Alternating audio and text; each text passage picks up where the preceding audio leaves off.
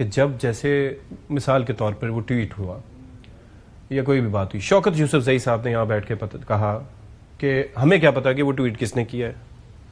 ٹھیک ہے, اب سنیں. اچھا, علی محمد خان صاحب نے ہمارے شو میں اس کو آن کیا کہ نہیں جی کوئی بات وہاں پر بہنوں کی مرضی کے بغیر تو وہ نہیں پوسٹ ہوتی سوشل میڈیا پہ.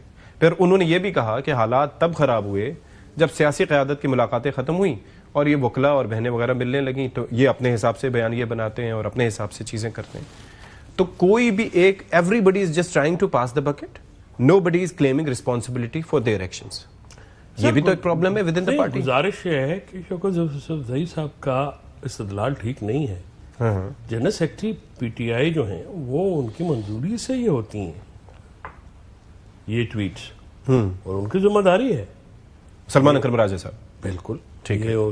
یہ اگر وہ یہ کہتے ہیں کہ یا تو وہ انکار کریں پھر خود کو ڈسٹنس کریں. یہ کہنا کہ جی وہ میں اس میں شامل, یہ تو بالکل لغو بات ہے.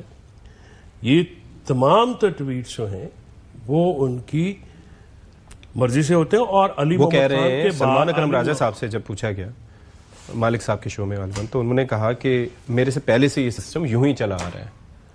تو پھر آپ کے آنے سے کیا تبدیلی ہوئی؟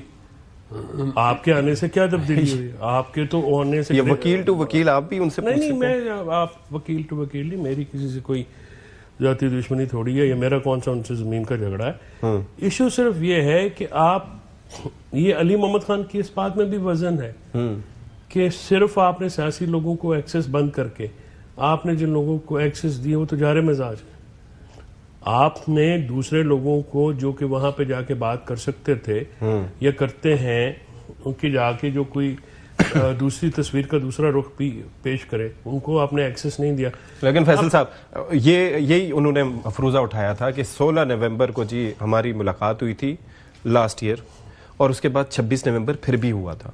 سو یہ نہیں کہا جا سکتا کہ جی جارے مزاج نہیں ملتے تھے, دوسرے ملتے تھے تو سچویشن چینج ہوتی تھی. آپ کچھ ایڈ کرنا چاہ رہے تھے؟ میں صرف یہ کہنا چاہ رہا ہوں کہ یہ بات جو ہے اس میں کوئی وزن نہیں ہے کہ آپ یہ کہیں کہ جی اکاؤنٹ ہمارے کنٹرول میں نہیں ہے.